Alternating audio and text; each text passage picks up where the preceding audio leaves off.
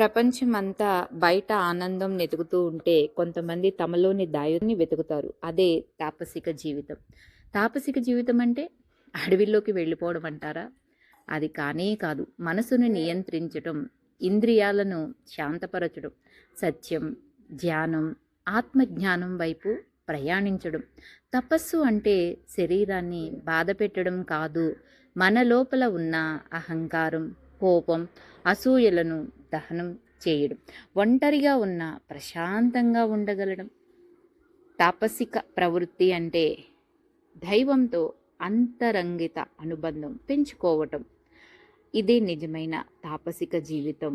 ప్రపంచాన్ని జయించేవాడు గొప్పవాడు కాదు, తన మనస్సును జయించేవాడే నిజమైన తపస్వి. ఒక్క నిమిషం ధ్యానం జీవితాన్ని మార్చగలదు. తపస్సు అనేది అడవుల్లో కాదు, మన హృదయాలలోనే ప్రారంభమవుతుంది.